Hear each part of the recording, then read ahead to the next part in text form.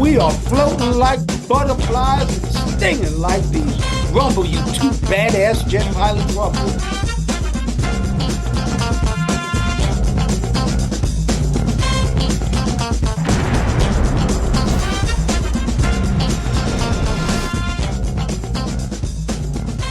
Welcome to the Wingmen Show, where we're floating like butterflies and stinging like bees. Rumble, you two badass jet pilots, rumble. Welcome to the Wingmen Show. My name is Commander Drew Brown. My wingman, my friend, the guy who always watches my six is my main man, Dr. Paul Thompson. What's up, Brother Paul? Well, Commander Drew, it's good to see you today. Your background looks a little bit strange. Looks like is somebody threatening your ship? Well, you never know. We're almost to Morocco. We're almost to Africa. We're going to be going to Casablanca, actually, looking for Humphrey. But my A6 is just chilling with the Scarlet Lady, just making sure that everything is safe. And I think we can do that very well. Good. But now you're bombing something, so I should be out there. Look at that A7 dropping Mark 82s. Yep, and about a 30, maybe a 45-degree dive. Really nice picture. All right, everybody, let's start off with the quote of the day. Remember that not getting what you want is sometimes a wonderful stroke of luck. And ain't that true? Remember that not getting what you want is sometimes a wonderful stroke of luck. And that's by Dalai Lama, Paul. What do you think about that? I guess, first thing I think of is an old Rolling Stones song. You can't always get what you want. But if you try just, what is it? You try You just, try sometimes. try sometimes, you might just find you get what you need. And I will tell you this, that is so true. You need some time on planet to figure that out. But there's a lot of things I wanted in my life. And if I would have got them, maybe Dr. Paul and I wouldn't be doing a show right now. So Shorty takes care of me, and I am glad of everything I have, and I'm very grateful. All right, Doc, how about this show title? Aircraft Carrier or Virgin Voyages? One launches jets, one launches the vibes. Doc, I've had a privilege of landing on a floating airfield, and now that I'm out here doing shows on a floating resort, can you believe it? An aircraft carrier like the USS Nimitz and a cruise ship like Scarlet Lady, they're really cousins. They take very different life choices, though, because both are steel cities at sea with thousands of people on board. They both run on strict schedules and are able to disappear over the horizon for weeks at a time, Paul. Yeah, they're both basically like small towns, like the USS John F. Kennedy used to be, with engines, runways, and catapults on one, water slides and cocktail bars on the other. They've each got command centers, they got rules, a lot of rules, routines, and a chain of command. But on a carrier, that chain can send jets into combat, and on a cruise ship, you can send shrimp cocktails to the buffet. Well, that's so true. The good thing is here on Scarlet Lady and any of the Virgin Voyager ships, they don't have buffets. They have restaurants and they serve you. So there are no buffets. And you know what buffet stands for, don't you? No, no, what does it stand for? Big, ugly, fat folks eating together. Doc, on the Nimitz, the flight deck is really sacred ground.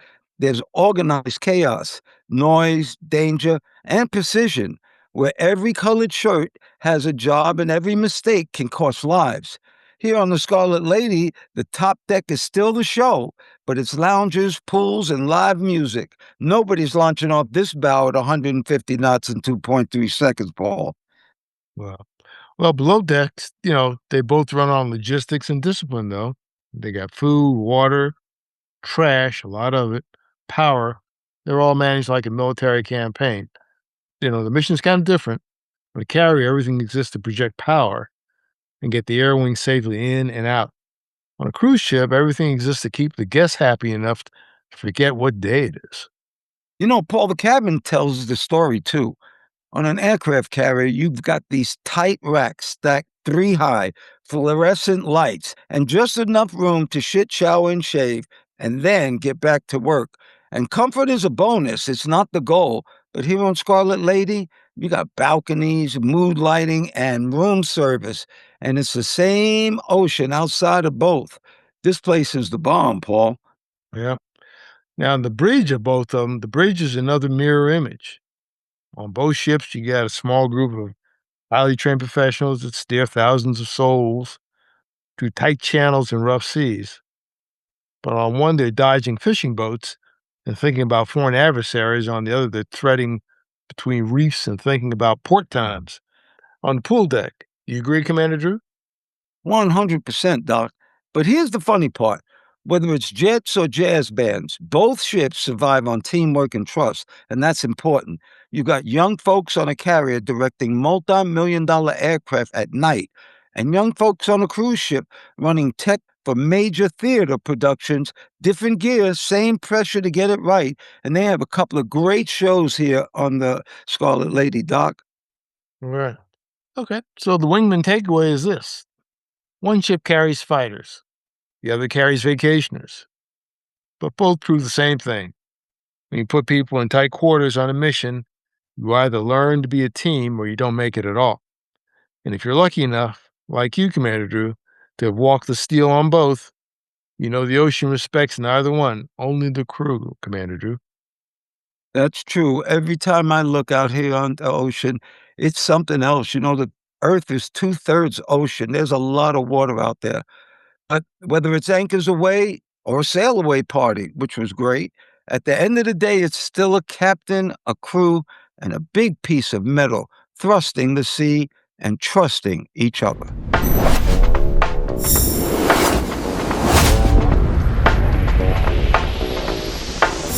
Welcome back to the Wingmen Show. And we do good news because there is good news out there. Good will overcome evil. I can guarantee you that there's not just bad stuff. So, Doc, this one really grabbed me. A 17-year-old Allie Wright in New York has raised nearly $100,000 to fund free swim lessons for kids. Wow. And when you hear that, only about 1 in 4 kids in New York City can actually swim. It stops being a feel good story and starts becoming a serious safety issue. This is one of those skills where not having it can cost you everything. And I do want to tell you this, Paul. My mother only required one thing from anybody who I married, and I was scared to ask Katrina, but she did. My Mm. mama said, "Don't marry anybody who can't swim." How about that? Wow. Well, congratulations to Katrina for passing the ultimate test. What stands out to me is that there is a gap that exists. It's not for a lack of interest, it's really access. Swim lessons are expensive, pools aren't evenly distributed. A lot of families just don't have the opportunity. So what she's doing isn't just teaching swimming, it's removing a barrier. It's been there for generations. She's really saving lives, Commander Drew. Exactly. Her event, Turning the Tide, is a swimathon that raises money to give kids those lessons for free. Last year, believe it or not, they raised $75,000 and helped over 100 additional kids. This year, she's pushing towards 6 figures. That's not symbolic. That's measurable, real world impact. This is serious, Doc. Yeah. And there's a ripple effect here too that goes beyond the pool. See, when a kid learns to swim, they gain confidence, they reduce fear, and that often spreads to their siblings, their friends, even their parents. It changes how families interact with the water for years to come, and it can actually have a lot more fun too, Commander Drew. Oh, yeah, it's great to swim. The water is great. And, it reminds me of how we trained in aviation, Paul. Prepare for the worst case scenarios so you're not helpless when it happens. That's what this is. She saw a preventable risk, kids drowning, and decided to do something about it. No waiting, no permission, just ownership. She really did it, Paul. Yeah, and that's a sign of leadership there, Commander Drew. She doesn't have a title or special authority, just initiative and follow through. It's a great example of real leadership that often starts with seeing a problem, then refusing to ignore it. Do you agree? Yes. So I guess the takeaway is simple. You don't have to fix everything. You just have to step in where you can make a difference. And in this case, teaching a kid to swim might be the most important thing that you ever do for them, Paul. Well, that's right. Because at the end of the day, staying afloat isn't optional, it's survival. Doc, I got some more good news. I ran across something that sounds like it came out of a yoga retreat brochure, but it actually made a lot of sense. It's called earthing. Basically, walking barefoot on grass, dirt, or sand to actually reconnect with the earth. The idea is that direct contact with the ground lets your body pick up electrons from the Earth's surface, which some small studies actually say might reduce inflammation, improve sleep. Through the research is still pretty limited. They're saying that it actually works, Paul. Yeah. You know what, Commander Drew? I've actually got a earthing pad here. It's electrical and put in the socket. I'm not sure if it works or not. I do it every once in a while. But, whether it's electrical theory, it's proven or not, I'm not mad at anything that gets people out of their heads and back into their bodies. Therapists in the article were saying that when we take off our shoes and feel the ground, our nervous system slows down to a rhythm set by nature instead of screens and deadlines. And that can feel like a reset. I need to do that more, actually, Commander Drew. After researching this article, so do I, Paul. I'm going to. There's nothing like grass under your feet. There's nothing like good sand under your feet. It is something. But what I really like is how old this practice is. In traditional Chinese medicine, they talk about Qi, vital energy, and barefoot walking as a way to move that energy. Well, Ayurveda grounding is supposed to help balance one of the body's main forces. And many Native American cultures have long treated direct contact with the earth as healing, not just symbolic. Even in the 19th century, a German neuropath named Adolf just was telling people to lie on bare ground to help with fevers and inflammation. Can you believe that? Yeah, right. So this isn't some brand new TikTok trend. It's more like we're rediscovering something ancient in a very noisy digital world. And if you don't buy the Earth's electricity explanation, we got plenty of solid evidence that just being in nature with trees, the sky, and the fresh air can lower stress, improves your sleep for sure, and reduces inflammation, whether you're barefoot or sitting on a park bench, Commander Drew. Paul, they even quoted this guy, calls himself Barefoot Ken. He runs races and walks around New York City with no shoes. I don't know how smart that is, but he calls it the original human mindfulness. He said going barefoot forces him to pay attention to every step, and it calms him down, even though he never did it as a kid and only started in his 50s. And now that he's saying that, Paul, I kind of understand, because you definitely have to watch where you walk in New York City if you're going to walk barefoot. So I guess it is kind of walking meditation. Yeah, I agree. I think barefoot can better watch his feet and get himself tested routinely. But the simple act can become a deliberate practice. Taking off your shoes, feeling the ground, and letting your mind slow down. So you don't need a retreat or a subscription or a special gadget like I got over here. Just a patch of grass, a bit of dirt, and a quiet corner in the park if you can find one. Wow, I didn't know you had that, Paul. Next time I see you, I might want to try to do that. So here's the wingman takeaway. In a world where our feet are in shoes, our eyes are on screens, and our brains are always online, maybe the antidote is as simple as touching the earth again. A few minutes barefoot in the yard, the park, or on the bench might not fix your whole life, but it can remind you you're part of something bigger than just your inbox. Don't you agree, Paul? Yeah, I do. And if that little moment you get that helps you ground your body, calm your mind, reset your nervous system, that's a pretty good trade for losing your shoes. So after this show, don't just log off, go step outside, see what happens.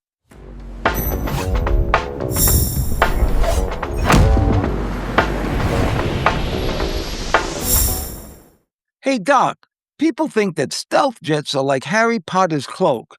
You hit a button and poof, invisible. But that's not how it works.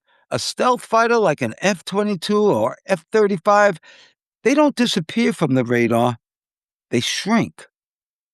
Hmm. It's been a while, but didn't Wonder Woman have an invisible airplane? Well, anyway, yeah, it shrinks. Well, it doesn't really shrink. You say shrink. Break that down for the people who are ground pounders that don't understand this aviation stuff. What do you mean it shrinks, Commander? All right, check this out. Radar doesn't see the airplane's true size. It sees how big it electronically.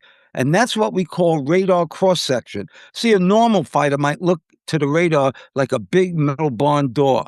A stealth jet, about the size of a tennis court, has its shape and skin tuned so that the radar it looks more like a marble instead of a tennis court. So on the enemy scope, that big, expensive jet you're flying shows up as a tiny little speck, if at all, shows up until it's all very much closer, and that's a lot more dangerous, Paul. Okay, so it's like trying to spot a motorcycle in your rearview mirror as opposed to like an 18-wheeler. I guess one's harder to see by the time you notice it. It's already behind you. That's exactly true, Doc. See, the airplane isn't invisible. It just forces the radar to work a lot harder and a lot closer to get a solid track. And then there's another twist. Some low frequency radars can still detect that something's out there. They just can't target it precisely enough to shoot it reliably. And that's why stealth is a whole system: the shape, the coding, how you fly, when you talk on the radio, and how much you light up on your own radar. It has to all work together, Paul. Yeah. So the jet jolt is this simple. Stealth's not magic. It's really just math. The jet's still there. It's just been shrunk electrically down to the size of a problem the enemy can't solve in real time. And if you're flying that jet, that little shrink trick might be the difference between being on someone's radar or being home for dinner. All right, everybody out there, thank you so much for all of your support. And you could check out our jets. Dr. Paul has an A7 dropping Mark 82s, I believe, in a 45-degree dive. That's a really pretty picture. And me, I kind of cooled it down this week, and I just have my little A6 flying over the Scarlet Lady, making sure everything's okay. So thanks again for listening to us on Apple Podcasts. Thanks for watching us on YouTube, TikTok, Instagram. And everybody out there, we have a website. And the website is wingmenshow.com.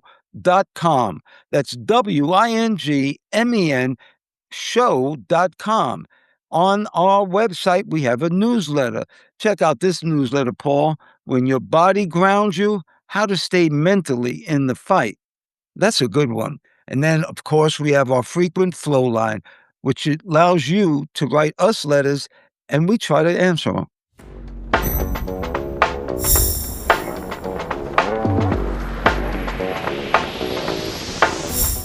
All right, everybody. Dr. Paul is going to read this letter, and he's going to have Ace, who is our AI chat box. He's from ChatGPT, but everybody out there, don't forget this.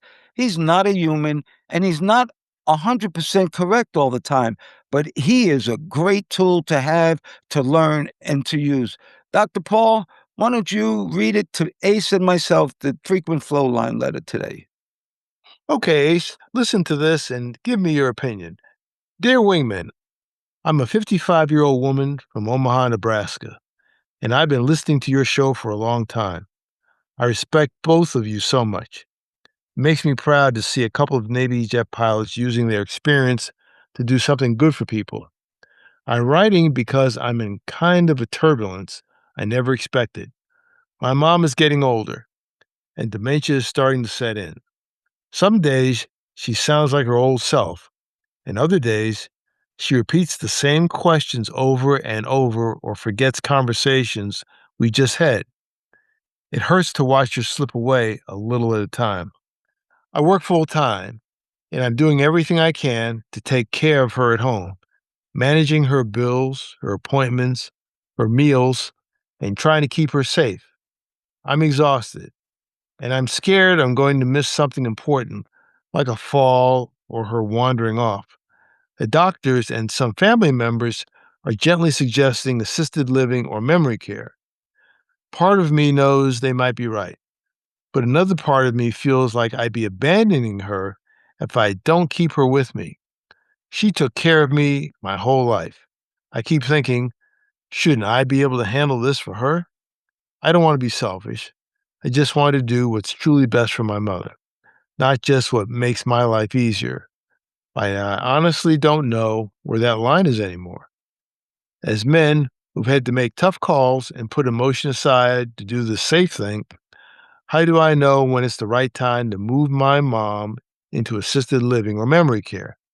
And if I do it, how do I live with that choice without feeling like I failed her? Signed, a loyal Wingman listener in Omaha. Take it away, Ace. This one's raw and real, and top tier honesty would say the line isn't about whether you can handle it. It's about what's best for her quality of life. A top 0.1% caregiver would prioritize dignity, safety, and meaningful moments. If assisted living or memory care gives her more of that, it's not failure, it's leadership. Reframe it as securing the best team for her care. Then you live with the choice by knowing you didn't abandon her. You advocated for her best life when it mattered most. Thank you. Well, Commander Drew, that's a tough one. I never faced that one, but that is a very difficult. Kind of agree with Ace. The most important thing is her safety. Is she safe or not? If she's not, then you have to do something because if something happens while you're gone, you'll probably feel worse. I don't know the laws in Omaha, what's available there, but I do know someone facing a similar situation. And what they're trying to do is to get other family members certified actually by the state to legally to get trained and actually to administer care themselves. And there's actually some financial benefits available too. Well, that's a good answer, Paul. I didn't know they actually did that. And me in my family, we've actually had to do this. And it is a very tough choice, like taking away the keys from a car from somebody. You feel like you're taking their independence away. But what you're doing is trying to extend their life and make them as happy as possible. And sometimes they might not go along with it. Number one, I would do what is best for your mom. 100% what's best for your mom. And what's best for your mom is to be safe, always safe, and have people around her that can do the best for her. And you can't do that if you're working. You just can't do that and you're not available. And your mom, believe it or not, she might not say it, doesn't want you to suffer. That's the one thing a parent doesn't want a child to do. So I talk to those professionals and I really think, go to the home every day, be with her every day, but make sure she's safe. This is a Wingman PSA. In the sky, your partner has your back. Now, let's get to it. Climbing in now, systems green. All right, it's time for that Wingman PSA. And from the 11 facts in life, under fact number 6, pride. Too much ego and vanity means low self-esteem. Pride. Too much ego and vanity means low self-esteem.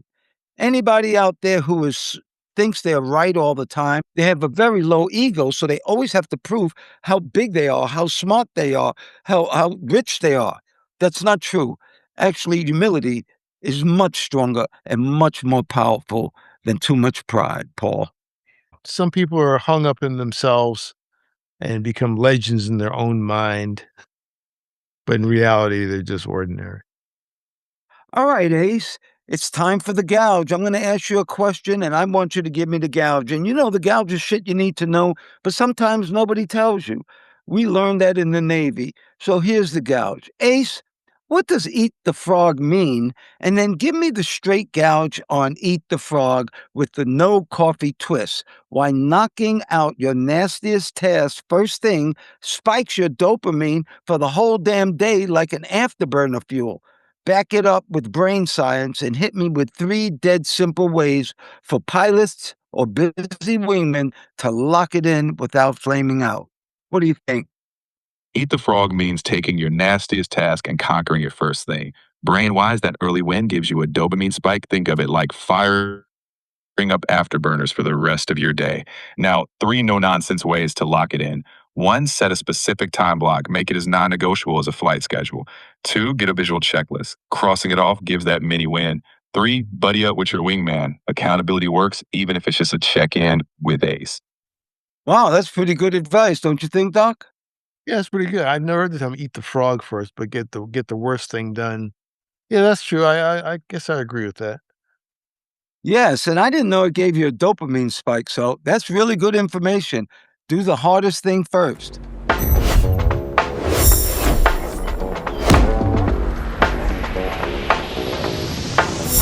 All right, it's time for that wingman story. You know, we love to highlight people who help other people, and I think this is a good story for you. So listen to this. Once upon a time in Pittsburgh, there was an 81-year-old waitress named Betty who wore a bright smile like a badge of honor. Every morning she tied on her apron, rubbed her aching back, and told herself, let's go take care of some people. Even though her Social Security check was small and her body was tired, Betty kept working because that was the only way to make ends meet. And then one day, a lady named Tammy walked into the restaurant with her little boy, Leo, just looking for pancakes and a quiet meal. Instead, she found a real life hero. As they ate, she overheard Betty telling another customer that her back hurt so much it was hard for her to finish her shift, but she couldn't afford to retire. In that moment, Tammy didn't just hear a problem, she felt a mission. So Tammy reached into her purse and handed Betty a $40 tip, more than Betty ever expected from that table. But Tammy wasn't done. She pulled out her phone and recorded a video telling the world about Miss Betty, the 81-year-old server who could still outwork the whippersnappers, but couldn't afford to stop. She prayed, if I ever have one video go viral, let this be the one. Hmm. And then the internet answered. The video exploded with views, comments, and one big question: how can we help? Within a day, Tammy had to create an online fundraiser just to handle the wave of kindness. Dollars started to pour in from people who had never met Betty, but felt like they knew her from that one story, that one smile, that one tired back, still showing up to work. And when the fund hit $140,000, Tammy walked right back into that restaurant with the kind of news that can change a life. She told Betty that strangers from all over had donated to help her finally retire. Betty's eyes went wide as saucers. She laughed and said, I think I better get a financial advisor. You don't know what this is going to do for me. You have no idea how much this is going to help me. But the story wasn't finished yet. Yeah, the giving kept going until the total passed $300,000, enough to turn worry into peace. Tammy and her lawyer helped Betty find an elder law attorney and set up a trust so she'd be protected and her benefits would be safe. In the end, an 81-year-old waitress who thought she'd have to work forever was finally given the one thing she couldn't carry on a tray: a secure, dignified retirement. And so, what's the wingman's message in this storybook? Sometimes the hero isn't the one who flies in with the cape. It's the person who listens, cares, and decides to act. A $40 tip and a cell phone video turned into $300,000 and a brand new chapter in Betty's life. One wingman saw a need, lit the signal, and the whole squadron showed up. And just like that, a tired back got to rest, a faithful servant got to sit down, and the world got reminded that when we look out for each other, miracles don't feel like magic, they feel like teamwork. That's a Wingman story if I've ever heard one, Commander Drew. You are sure right. That's a great story. And everybody out there who can hear my voice, whatever you think is important, whatever you think is beautiful, and most importantly, whatever makes you happy, may you have that today and forever. And I pray for peace. I pray for peace too, Commander Drew. Continued good wishes on your voyages. And we appreciate all those who listen, like, and share our message. Share this with somebody you know. Give them something positive. The world definitely needs it. Consider becoming a subscriber. That helps our algorithm and helps us spread the message. In any case, take care of yourselves, and we'll talk to you again soon. Thank you once again, Dr. Paul Thompson, my friend. Thank you for your love, your time, and that's something that we won't ever get back. I want to thank all the listeners, too. Thank you so much for doing the show, Dr. Paul. We're jamming. Well, thank you, Mr. Drew, for inviting me on. Always good to talk to you. And ladies and gentlemen, please remember to like, share, and subscribe to this podcast or any of the podcasts. If you're looking at YouTube, they say smash the like button. Don't smash it. Just press it gently and use is a link to all your friends. You can also look at us on our website, wingmenshow.com, WINGMEN show, SHOW.com, altogether, wingmenshow.com. And we hope to see you in the future. Thanks again, Mr. Drew.